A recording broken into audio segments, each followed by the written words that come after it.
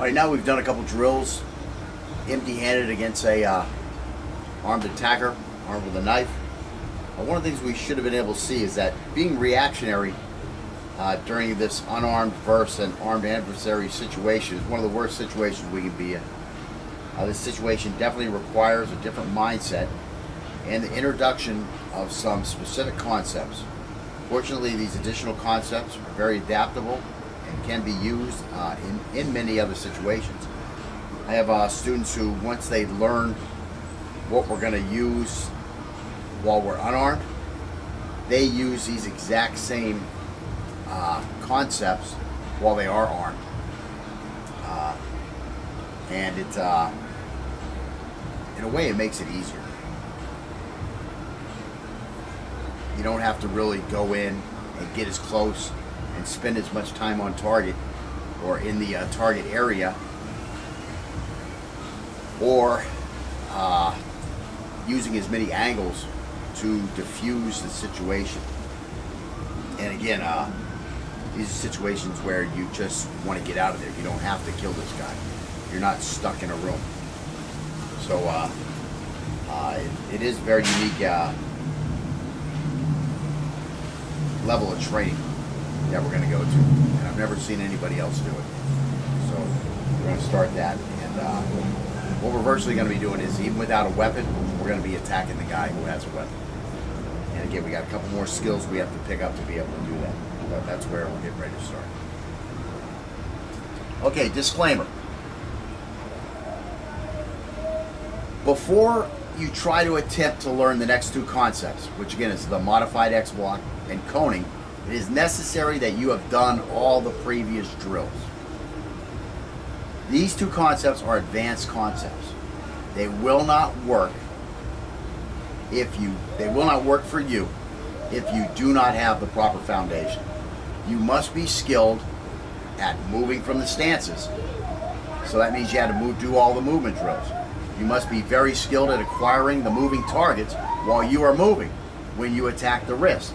And these skills were picked up while doing the slipping blocks, the double taps, and the drills were drills in this lesson. You must be skilled at using both your hands simultaneously. And this skill was picked up while doing drills on catching, trapping, checking, and striking. You must be able to rely on touch almost as well as sight. And this skill was developed when we did the Hubud and the Chai Sao drills. You must understand the different weaknesses of the stance that the thread is in that he's offering you, and this skill was acquired when we did the offensive attacking drills.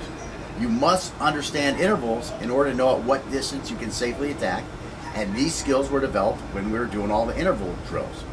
You must know when you are in trouble and be able to escape to a safe area in relation to the attacker, and this skill was developed as we learned to spin the center line.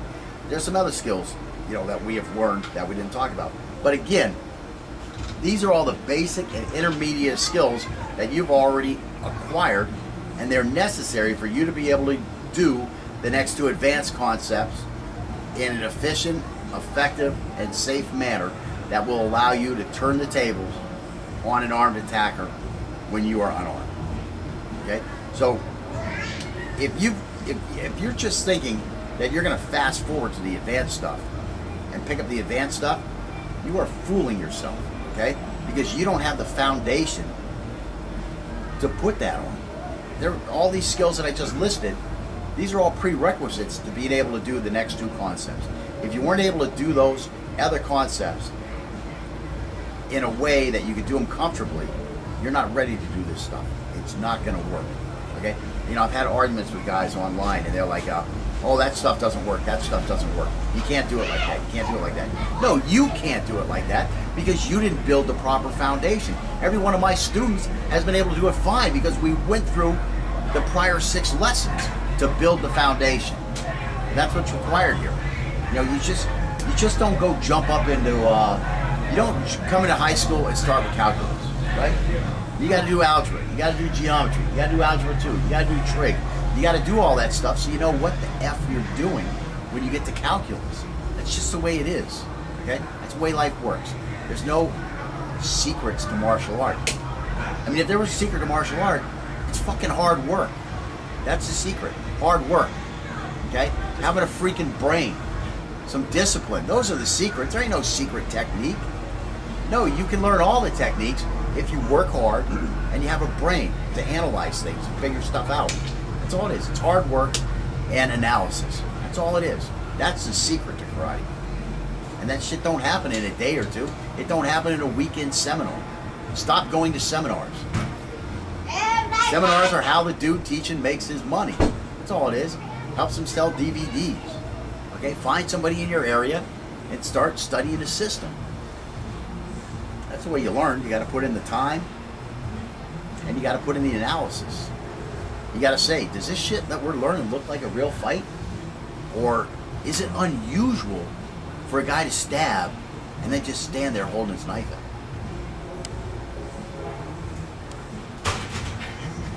I don't know. Is that the way guys attack in real life? Well, if you're training for that attack, guess what? You're in for a big fucking surprise when you get a real attack. This guy comes at you trying to poke you with that knife 37 times. I mean, what is it when a guy gets killed with a knife? It's usually like you stab 50 times. Yeah, he was stabbed 188 times. I mean, you know, shit don't happen automatically. It's a sewing machine on the end of a truck. Yeah, and it ain't, you know, he didn't come out here with one attack. No, this guy who killed this guy, he came out here highly motivated. Modified X-Block. Okay, one of the problems that we have encountered when knife fighting is determining where the threat's knife is going and then controlling it after the initial attack. So that's a big problem. I mean, all these different knife defenses you see, okay, this is one for an overhead attack. Okay, this is one for when the guy's stabbing at you. Okay, this is one for when the guy's slashing at you. Well, when he's holding the knife, when do you know which one he's doing? Well, you can look at his grip and you can kind of have an idea of how he's going to attack you because now you're a trained knife fighter. Okay? You can look at how his stance is and get an idea where the knife is coming from. So these things can all help you out. But in general, still, in the flash of time it takes for him to take this knife and do an angle 3 to your face, or was it an angle 5 to your body? You know, in that amount of time, you don't have a whole lot of processing time in your brain. You've got to either, with those two cases, come up here and block this thing this way, or do that X block down. Whatever you learned in your little karate dojo, since you're a little dojo warrior. So you've got to be able to process that in that flash of time. That's the problem, guys. That's the whole freaking problem. And I started in the dojo as one of these dojo warriors, and they taught me this one for the high one, this one for the low one, and I can't even remember what they taught me for the side slashes. But anyways, and then I had a guy pull a knife on me, and what did I do? Fucking just stayed the F away from him. You know, use my footwork, jump back, jump back, jump back, jump back. I can't even remember all the attacks he came at me. I was drunk. But I know that he came at me with slashes somewhere in there, and I know there was a thrust in there, and he probably tried to get me 5 or 6 times, and I just avoided him. You know, when I saw him loading up with the knife, I just jumped back with a little step and drag, jump back with a little step and drag. What I had done to avoid my sensei side kicks for the past year, you know, just jump back and get your arms up, you know, that type of stuff. That's all I did, and that worked for me. My buddy was pounding his buddy in. Didn't work out so well for him because he was on the ground fighting, and we're screaming. He didn't hear him. He's too busy putting 80 stitches in this guy's face, and he got stabbed, almost stabbed in the heart. So anyways, that was when I realized, I mean, I could do those techniques great in the dojo, but all of a sudden this guy's got a real knife in front of me, and it's like, where's the blade coming? Shit, he's not holding it like an ice pick and coming at me with one big attack like this. He wasn't holding it with this thing and coming way back here and trying to ram me like this. No, he held that knife out in front of him, and he kept it moving at me as he was running towards me, taking his. He was actually kind of step and dragging, if I recall, at me, although I can't really recall. I'm assuming, because he kept that knife between him and me, and nothing was a big, big sweeping motion. Well, a big telegraphed attack, like I had learned that in the dojo, and that knife never stopped moving. It was constantly moving. So right away, I realized That's some bullshit what they taught me. That's some fucking bullshit what they taught me. Right away I learned that, you know, this shit ain't right. And if all you have in your toolbox is all these dojo techniques, one for this one for this one, you know, you're not going to be able to get them out in time. Okay, I have real life experience with that. It's just not going to happen. Especially if, you know, you're going to a karate dojo and they just add a couple of freaking techniques for you. It's definitely not going to work. So anyways, let's see. So now, this is what I'm saying. What the modified block does for us, the modified X block, like our zone defenses, is it allows us to have a one-size-fits-all defense, okay? So again, one of the problems we have encountered when knife fighting is determining where the threat's knife is going and then controlling it after the initial attack. The modified X block allows us to block a large area and simultaneously be in position to immediately follow up with a trap when the limb is trying to move up, down, left, right, back, or forward after the initial attack. So again, the modified X block allows us to block a large area simultaneously and then be in position to immediately follow up with a trap, whether the limb is trying to move up, down, left, right, back, or forward after the initial attack. And then it allows us to counter immediately after or even simultaneously to making this block and trap. Now the reason the modified X block is such an effective tool is due to the flexibility it allows in comparison to the basic X block. Okay, so again, the reason the modified X block is such an effective tool is due to the flexibility it allows in comparison to the basic X block. First, it allows us to defend a larger area, and then because it is also an attack, it allows us to instantaneously follow up with a catch, trap, or check and quickly be in a position to strike. Now, it's important to point out that there is no specific way it should be used. It is not a specific technique to be mastered in one specific way. The unconventional knife defensive drills we did earlier laid a layer of trained responses that will now come out more intuitively in an individual manner. The modified X block is conceptual only. Thus, it can be used in any situation and will be critical in turning our defenses into offensive responses. In general, our defenses will set up attacks in vulnerable areas in the threat's arsenal with our natural startle response directing the final interaction. This technique is a bridge. It can't be intellectualized or forced in any specific matter due to limitless variations of personal preferences, abilities, and level of training and attacks that the attacker may throw at us.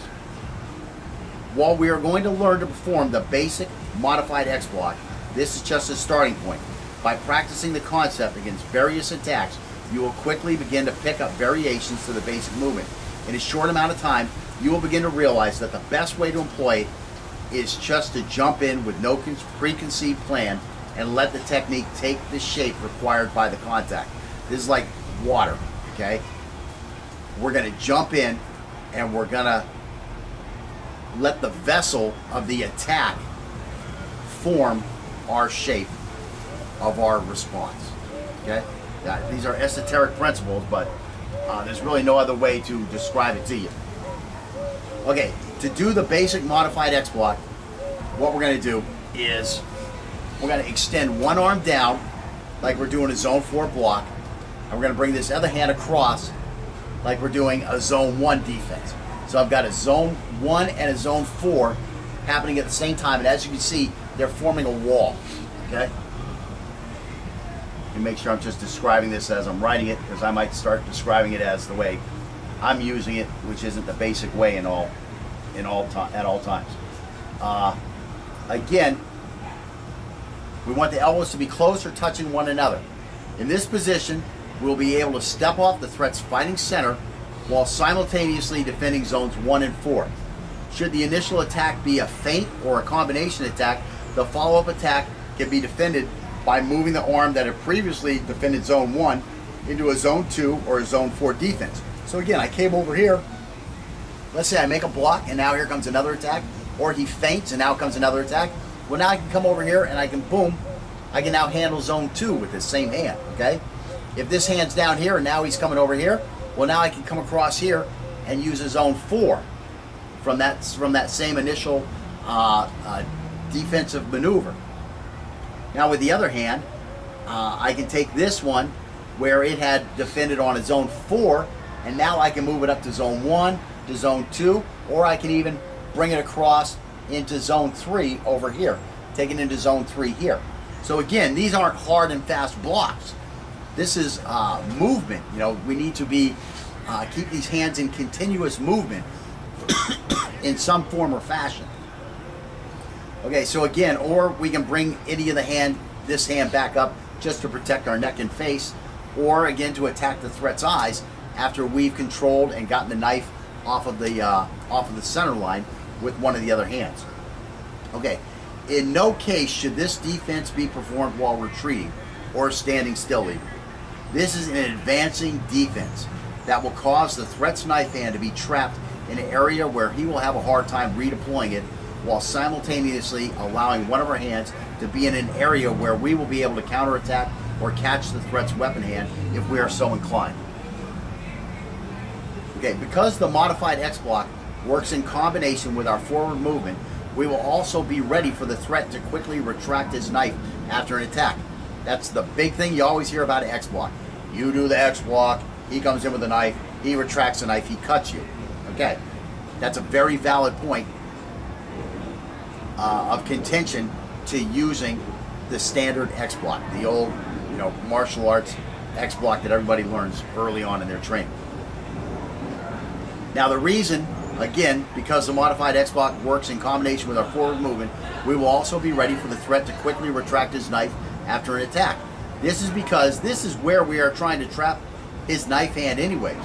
This is where we know his hand is probably going after an angle. Meanwhile, if his hand doesn't immediately retract, it will be in contact with our arms where we can redirect it away from us. Okay, so again, this guy comes in with a 5, okay? Now if we X-block this thing, and he's got a double-edged knife, or if he knows to roll that wrist over, when he retracts and he cuts us. Okay. Well, as trained knife fighters, don't we know that his knife, when it goes out, it has to come back? It's like a ball. It goes up in the air. What does it have to do? So when his knife goes out, he's going to have to pull it back. If he leaves it out there, that's fine. We're just going to be sliding up his arm, and we're going to pin his arm next to his leg now, and then we can attack with our other hand. If he pulls it back, well, that's where we were going anyways. Now we're just going to pin it right in where he was going to rechamber it for another attack. And we use our other hand and we stuff that into his eyes. He comes here, and he wanted to immediately come back. Well, we're already on top of that. We got a hand here, and as it comes back, we just push it off to the side as we stuff our other hand in his face. And how come are we able to do those two movements? Well, what have we been doing in this lesson so far? We've been practicing acquiring the target and getting a hand in his face. What have we been doing on all those other ones? We've been acquiring the target with our knife hand and then trapping or catching with the other hand. These are skills we've been practicing for a long time. That's why we're going to be able to do it. If you're just jumping here and you're trying to jump in, you're going to have a lot of problems with this. And unfortunately, you might pick up a lot of bad habits because you didn't lay the foundation in the proper way. Okay, now all this is going to be happening very quickly. That's why you have to jump in and dictate the action right away on this guy. I mean, you know where that knife is going because you now understand how it is to attack somebody with a knife. You know that there's certain physical properties that you have to do. When the knife goes out here, it can't just come up here into an angle 6 or 7. No, it went out here in a 5, right? Now it has to come back and then go here. I mean, even try to use a continuous flow, you're still going to have to kind of circle this thing and bring it back up here. But it has to go back. And in that moment, that's the what's the word I'm looking for? That's the space, the gap, excuse me. That's the gap that we're going to fill by moving forward with this technique. The gap that he wants to use to reload it, as he retracts the blade, we're going to be filling that gap. That's why we have to move in while we're doing this. We fill that gap, we trap his hand, and that's where it gives us that extra time to make sure we get in a good counterattack.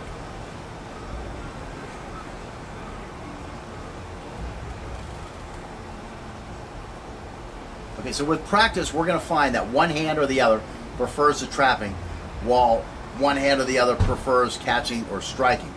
As we face different types of attackers, we must think about the angles they can perform best and adapt our strengths to best contend with the angles. So again, this guy is a reverse fighter.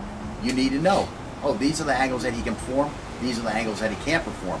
So now you're going to adjust your technique for that. This guy's holding the knife with the left hand, and you feel that you're going to go to this side. Well, you know which angles you're going to have possible problems with and which ones you're not.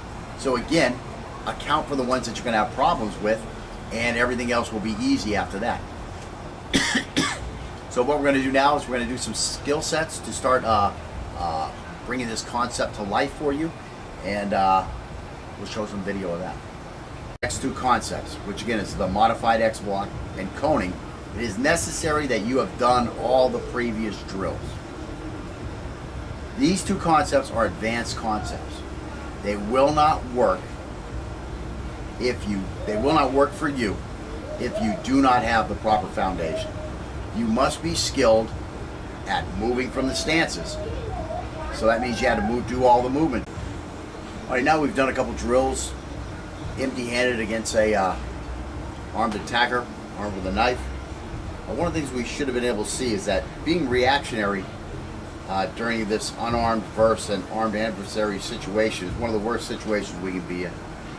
This situation definitely requires a different mindset and the introduction of some specific concepts. Fortunately, these additional concepts are very adaptable. Get as close and spend as much time on target or in the target area, or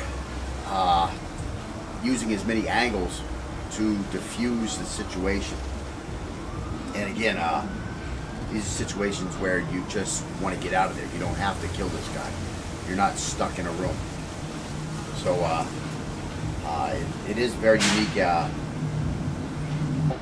can be used in many other situations. I have students who, once they learn what we're going to use while we're unarmed, they use these exact same concepts while they are armed. And it,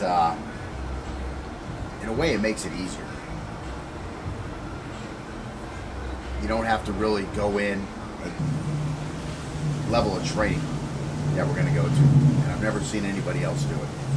So we're going to start that. And what we're virtually going to be doing is, even without a weapon, we're going to be attacking the guy who has a weapon. And again, we got a couple more skills we have to pick up to be able to do that. But that's where we're getting ready to start. Okay, disclaimer. Before you try to attempt to learn the next